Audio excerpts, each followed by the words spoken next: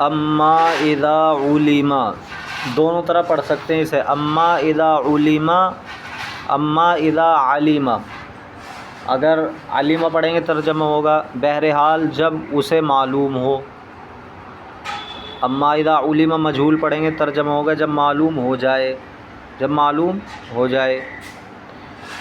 فَإِزَالَةُ النَّجَاسَةِ عَلَى وَجْهٍ لَا يُفْضِي إِلَى تَنْجِيسِ الْإِنَاءِ أَوْ غَيْرِهِ فَرْضٌ۔ پیچھے یہ بات آئی تھی کہ ہاتھ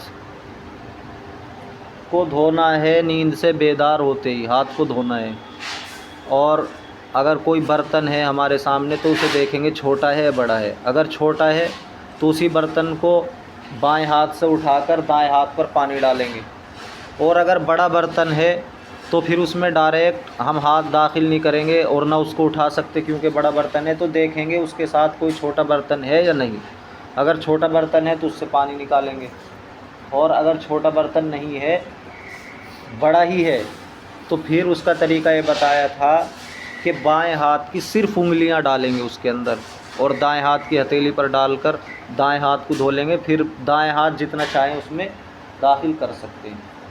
تو یہ ساری تفصیل اس وقت تھی جب کہ اس کو یہ معلوم نہ ہو کہ اس کے ہاتھ پر نجاست ہے۔ یہ جو اوپر تفصیل آئی ہے کہ کس طرح برتن سے ہاتھ دھونا ہے کس وقت تھی بتاؤ؟ جب اسے معلوم نہ ہو کہ اس کے ہاتھ پر نجاست ہے۔ اب یہاں سے یہ مسئلہ بیان فرما رہے ہیں کہ اگر اسے معلوم ہو اس کے ہاتھ پر کوئی ناپاکی لگی ہوئی ہے، نجاست لگی ہوئی ہے، پیشاب لگا ہوا ہے، پاخانہ لگا ہوا ہے، منی لگی ہوئی ہے، تو اب کیسے دھوئے گا ہاتھ؟ برتن میں تو ڈال نہیں سکتا ورنہ برتن ناپاک ہو جائے گا، وہ پانی ناپاک ہو جائے گا۔ تو اس کے بارے میں بتا رہے ہیں کہ اگر اسے معلوم ہو جائے کہ اس کے ہاتھ پر نجاست ہے تو اس کو اس طرح سے دھوئے گا، اس طرح سے نجاست کو ختم کرے گا کہ برتن بھی ناپاک نہ ہو اور پانی بھی ناپاک نہ ہو۔ کیا کرے گا؟ یا تو کسی دوسرے سے کہے کہ وہ اس کے ہاتھ پر پانی ڈال دے، کوئی دوسرا آدمی اس کے ہاتھ پر پانی ڈال دے، یا کوئی کپڑا لے کے کپڑا پانی میں ڈالے گا پھر اسے نچوڑ لے گا باہر نکال کے اپنے ہاتھ پر اس سے دھو لے گا، اور اگر کپڑا بھی نہیں ہے تو پھر پانی اٹھائے گا اپنے منہ سے، بڑے برتن سے اپنے منہ سے پانی لے گا اور کلی کر کے اپنے ہاتھ کی نجاست کو زائل کرے گا۔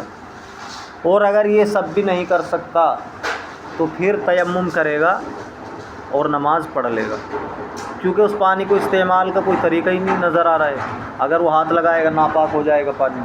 تو اسی کو بتایا اما اذا علم، بہرحال جب معلوم ہو جائے، کس چیز، کس کے بارے میں معلوم ہو جائے؟ کیا معلوم ہو جائے؟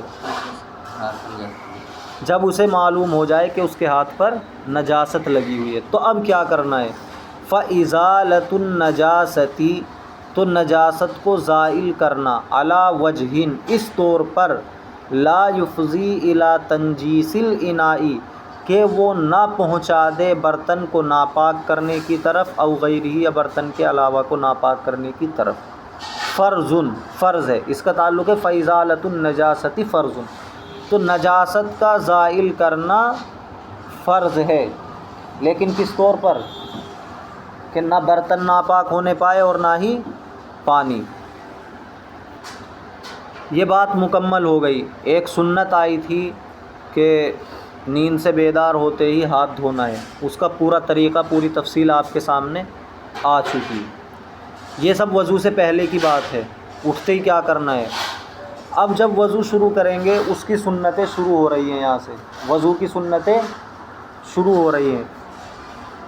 وَتَسْمِيَةُ اللَّهِ تَعَالَى ابتداءً، اور اللہ کا نام لینا ابتدا میں، یہ سنت ہے۔ اللہ کا نام لینا ابتدا میں کیا ہے؟ سنت ہے۔ کس چیز کی ابتدا میں؟ وضو کی ابتدا میں۔ بسم اللہ الرحمن الرحیم بھی پڑھ سکتے ہیں، اس کے علاوہ بسم اللہ العظیم والحمد للہ علی دین الاسلام، بسم اللہ العظیم والحمدللہ علی دین الاسلام، یہ بھی پڑھ سکتے ہیں جب وضو شروع کریں گے۔ تو اللہ کا نام لینا ابتداءً شروع میں کیا ہے؟ سنت ہے۔ وضو کی سنت کیا ہے؟ شروع میں اللہ کا نام لینا۔ والسواک، اور مسواک کرنا، والسواک مسواک کرنا، والمضمضۃ بمیاہ، اور کلی کرنا پانیوں سے۔ تو یہ نہیں کہا 3 مرتبہ کلی کرنا، بلکہ میاہن کہا۔ ماؤن کی جمع میاہ، اور جمع کتنے پر دلالت کرتا ہے؟ کم سے کم 3 پر دلالت کرتا ہے۔ تو میاہن کا لفظ ہی بتا رہا ہے کہ کلی 3 مرتبہ ہوگی۔ اور ایک فائدہ یہ ہوا اس لفظ کو لانے کا کہ جو جمع کے افراد ہوتے ہیں وہ الگ الگ ہوتے ہیں۔ اگر آپ نے رجال بولا ہے 3 آدمیوں پر، تو وہ تینوں آدمی الگ الگ ہوں گے، ایک الگ، دوسرا الگ، تیسرا الگ۔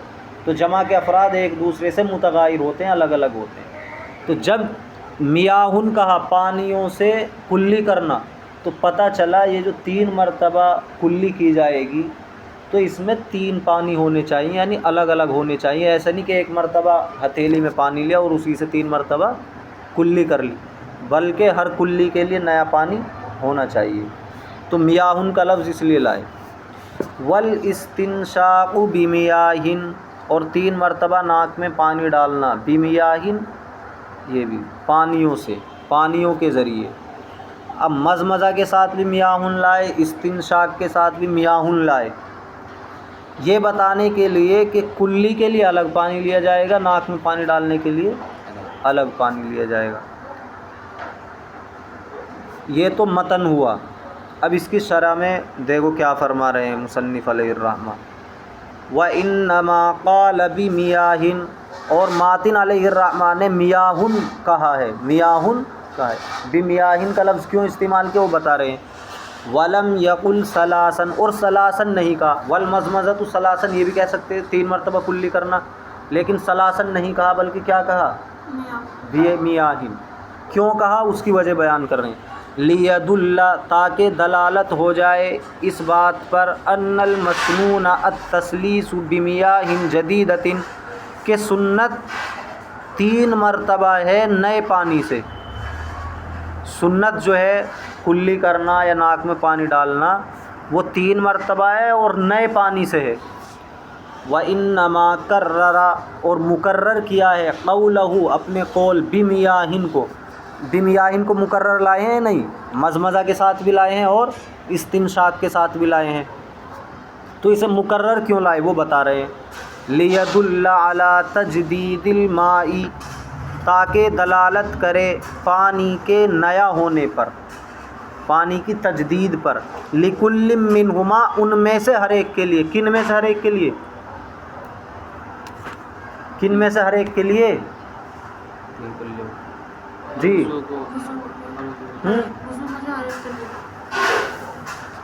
ای المضمضۃ والاستنشاق، کلی اور ناک میں پانی ڈالنا، دونوں میں سے ہر ایک کے لیے نیا پانی لینا ہے، کلی کے لیے الگ، ناک میں پانی ڈالنے کے لیے الگ۔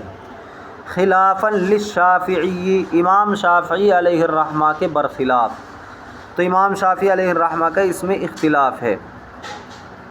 وہ یہ کہتے ہیں کہ الگ الگ پانی لینے کی ضرورت نہیں ہے، الگ الگ پانی لینے کی ضرورت نہیں ہے، بلکہ ایک مرتبہ پانی لیا اور اسی سے 3 مرتبہ کلی کر لی، ایک مرتبہ پانی لیا اسی کو 3 مرتبہ ناک میں ڈال لیا۔ یہ کون کہتے ہیں؟ امام شافعی۔ خلافاً للشافعی، امام شافعی علیہ الرحمہ کے برخلاف۔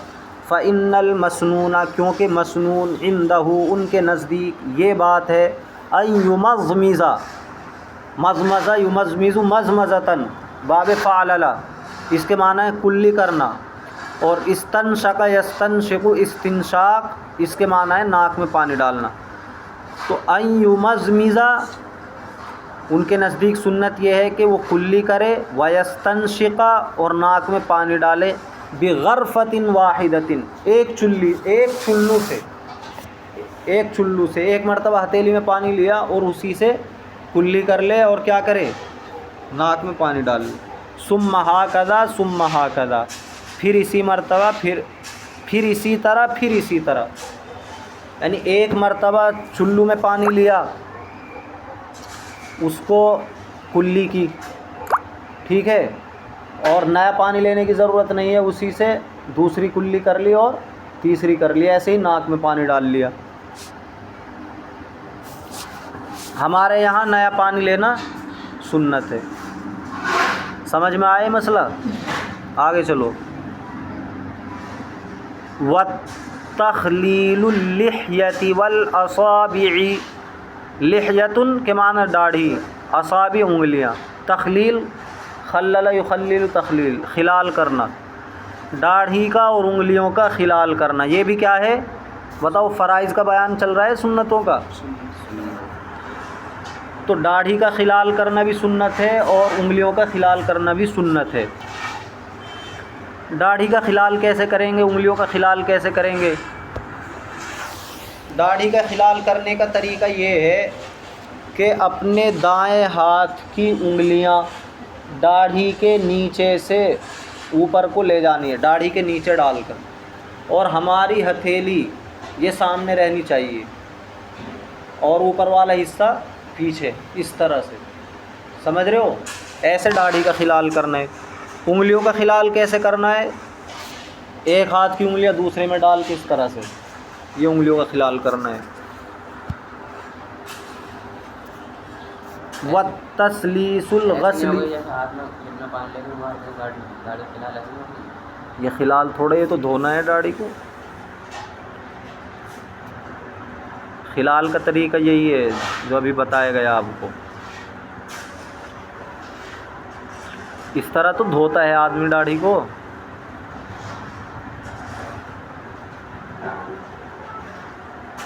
اس کا سنت طریقہ یہ ہے، حاشیے میں لکھا ہوا ہے 11 نمبر حاشیے میں، وَتَخْلِيلُ اللِّحْيَةِ، 11 نمبر حاشیہ ڈھونڈ کے دیکھو ملا کہ نہیں۔ داڑھی کا خلال کرنا، کیفیتہ، اس کا طریقہ، علی وجہ السنتی، سنت کے مطابق یہ ہے، ان یدخل، کہ داخل کرے، اصابع الید، ہاتھ کی انگلیوں کو، فی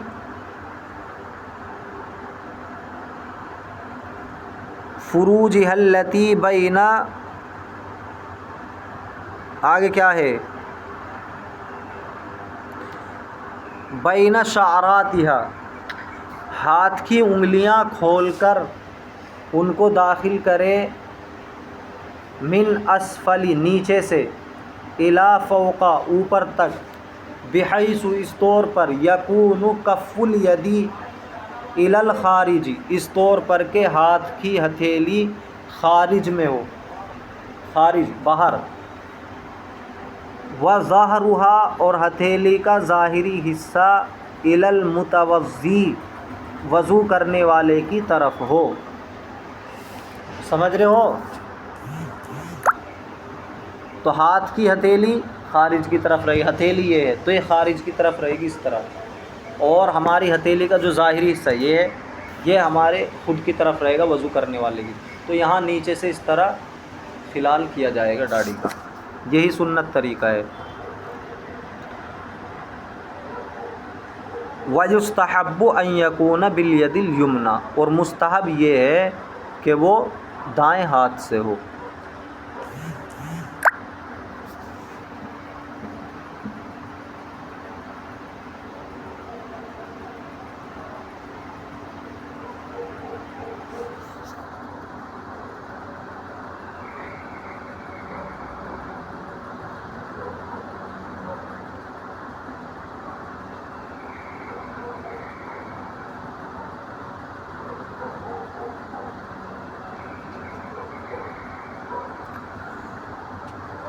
ہاتھ کی انگلیوں کا خلال کرنا، والاصابع، اس میں دونوں ہے، پیر کی انگلیوں کا بھی خلال کرنا ہے۔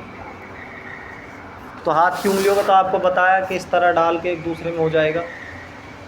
جو پیر کی انگلیاں ہیں ان کا خلال کیسے ہوگا؟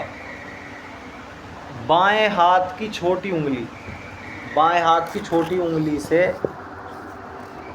دائیں پیر کی چھوٹی انگلی سے شروع کریں گے، دائیں پیر کی چھوٹی انگلی سے شروع کریں گے اور ترتیب سے چلتے رہیں گے اور بائیں پیر کی چھوٹی انگلی پر جا کر ختم کر دیں گے۔ دیکھو 1 نمبر حاشیے میں اس کا طریقہ بھی لکھا ہوا ہے، والرجل ان یخلل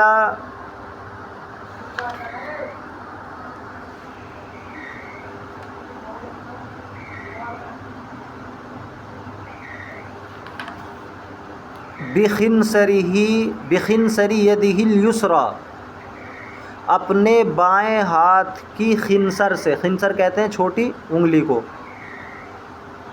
بادین من خنصری رجلہ الیمنیٰ، شروع کرے گا اپنے دائیں پیر کی خنصر سے، خاتماً اور ختم کرے گا اپنے بائیں پیر کی خنصر پر۔ سمجھ میں آ گیا؟ اس طرح 2 پیر رکھے ہوئے ہیں تو الٹے ہاتھ کی چھوٹی انگلی کو سیدھے پیر کی چھوٹی انگلی میں اس طرح داخل کرے گا، پھر اس میں، پھر اس میں، پھر اس میں، یہ ایک پیر مکمل ہو گیا۔ پھر اسی ترتیب سے الٹے ہاتھ سے ہی یہاں پہنچے گا۔ دیکھو اب آگے، وتسلیس الغسل، اور 3 مرتبہ دھونا، ہر عضو کو 3 بار دھونا، یہ بھی کیا ہے؟ سنت ہے۔ ومسح کل الرأس مرۃ، اور مکمل سر کا مسح کرنا 1 مرتبہ، یہ بھی کیا ہے؟ سنت ہے۔ پورے سر کا مسح کرنا 1 مرتبہ کیا ہے؟ اور چیزیں تو کتنی مرتبہ کرنی ہے؟ 3 مرتبہ، لیکن مسح صرف 1 مرتبہ ہوگا۔ امام شافعی علیہ الرحمہ کے اس میں اختلاف ہے، وہ یہ کہتے ہیں کہ مسح بھی 3 مرتبہ کریں گے۔ وہ کیا کہتے ہیں؟ مسح بھی 3 مرتبہ کریں گے، لیکن ہماری دلیل یہ ہے کہ حضرت علی رضی اللہ تعالیٰ عنہ نے وضو کر کے دکھایا کہ آپ صلی اللہ علیہ وسلم اس طرح وضو فرماتے تھے، تو انہوں نے دیگر اعضاء کو تو 3 مرتبہ دھویا، لیکن مسح صرف 1 مرتبہ کیا۔ دیکھو، خلافاً للشافعی، امام شافعی علیہ الرحمہ کے برخلاف، فإن عندہ، کیونکہ ان کے نزدیک تسلیس المسح سنۃ، 3 مرتبہ مسح کرنا سنت ہے۔ وقد اورد الترمذی فی جامعہ، اور امام ترمذی علیہ الرحمہ نے اپنی جامع کے اندر روایت کیا ہے یا وارد کیا ہے، لے کر آئے ہیں۔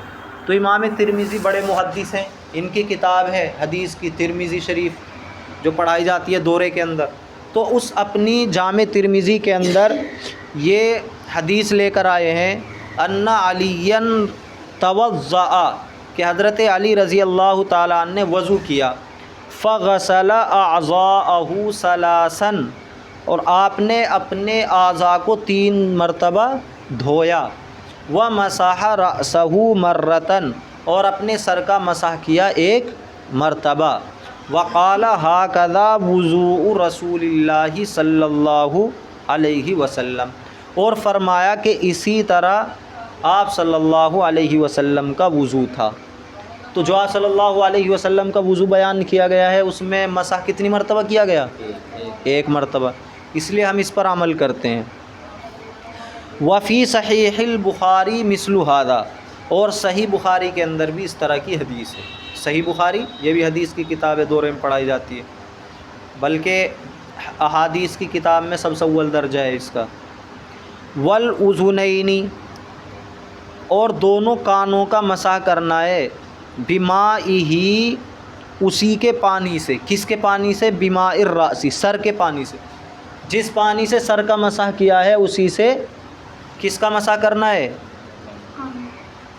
کانوں کا مسح کرنا ہے، الگ سے پانی لینے کی اس میں ضرورت نہیں ہے۔ خلافاً لہ، امام شافعی علیہ الرحمہ کے برخلاف، فإن تجدید الماء لمسح الأذنین سنۃ عندہ، کیونکہ نیا پانی لینا کانوں کے مسح کے لیے ان کے نزدیک سنت ہے۔ تو امام شافعی علیہ الرحمہ کا یہاں بھی اختلاف ہے۔ ہم تو کیا کریں گے؟ جس پانی سے سر کا مسح کریں گے اسی سے کانوں کا مسح کر لیں گے، لیکن ان کے یہاں کانوں کا مسح کرنے کے لیے الگ سے پانی لینا ہوگا۔ سر کے مسح کا طریقہ کیا ہے؟ ہم نے ہاتھ میں پانی لیا، تر کر لیا، یہاں سے شروع کریں گے، دونوں ہاتھوں کی 3 انگلیاں رکھیں گے سر پر، ٹھیک ہے؟ ایک انگلی ہماری کھڑی رہنی چاہیے شہادت کی، انگوٹھا بھی کھڑا رہنا چاہیے، اور ہتھیلی بھی نہیں لگنی چاہیے، اس طرح پیچھے لے جائیں گے، یہاں لے گئے، اب ہماری ہتھیلی نہیں لگی تھی، ہتھیلی کو اپنی کن پٹیوں پر لگاتے ہوئے واپس لائیں گے اب یہاں سے، اس طرح ہتھیلی استعمال ہو گئی، پورا سر گھر گیا، اب یہ انگلی جو بچی ہیں انہیں کانوں میں داخل کریں گے، اور جو انگوٹھے باقی تھے ان کو کانوں کے اوپر پھیریں گے اس طرح، تو سر کا بھی مسح ہو گیا، کانوں کا بھی مسح ہو گیا۔ ایسا نہیں کہ پورا ہاتھ پانچوں کی پانچوں انگلیاں سر پہ پھیر دی، وہ تو وہیں استعمال ہو جائیں گی پھر، تو یہ طریقہ ہے۔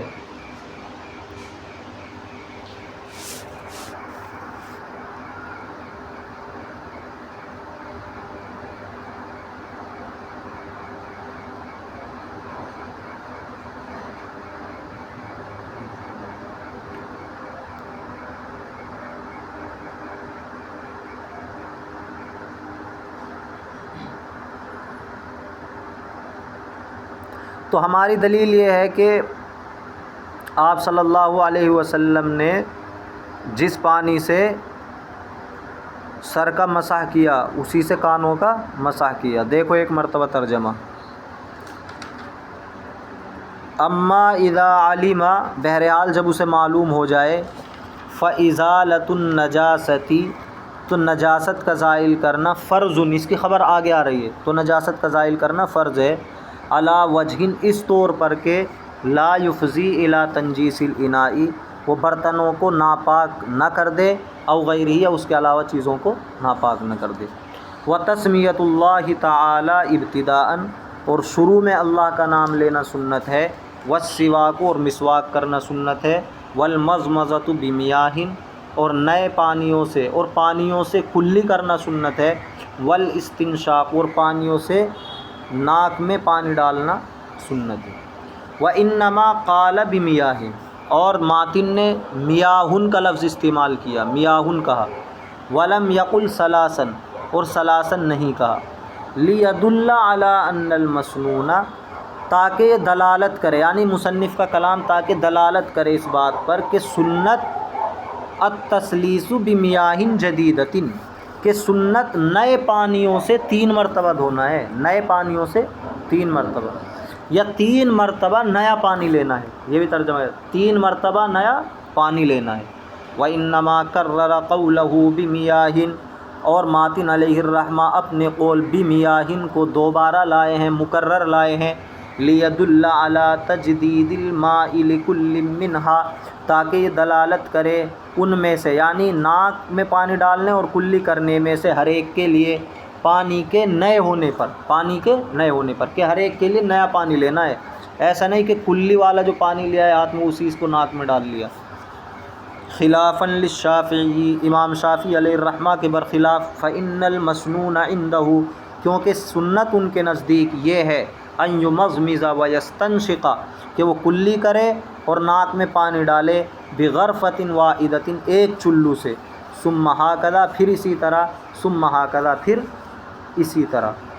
وتخلیل اللحیۃ، اور داڑھی کا خلال کرنا سنت ہے، والاصابع، اور انگلیوں کا خلال کرنا سنت ہے، وتسلیس الغسل، اور 3 مرتبہ دھونا سنت ہے، ومسح کل الرأس مرۃ، اور 1 مرتبہ تمام سر کا مسح کرنا سنت ہے، خلافاً للشافعی، امام شافعی علیہ الرحمہ کے برخلاف، فإن عنده تسلیس المسح سنت، کیونکہ ان کے نزدیک 3 مرتبہ مسح کرنا سنت ہے، 3 مرتبہ مسح کرنا سنت ہے۔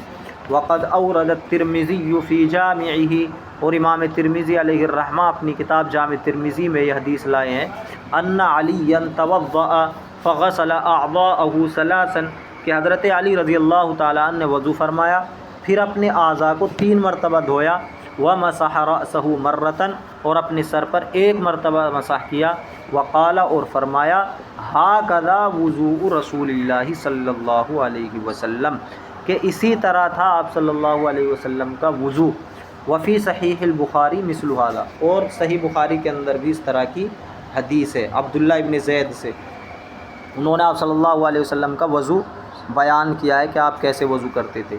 والاذنین بمائہ، اور دونوں کانوں کا مسح کرنا بمائہ، اس کے پانی سے، کس کے پانی سے، وہ آگے آ رہا ہے، ای بماء الرأس، سر کے پانی سے، جس پانی سے سر کا مسح کیا تھا.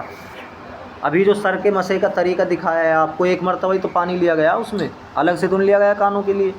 خلافاً لہ، امام شافعی علیہ الرحمہ کے برخلاف، فإن تجدید الماء لمسح الأذنین سنۃ، کیونکہ پانی، نیا پانی لینا، تجدید الماء نیا پانی لینا، لمسح الاذنین کانوں کے مسح کے لیے، سنۃ عندہ سنت ہے ان کے نزدیک، یعنی امام شافعی کے نزدیک.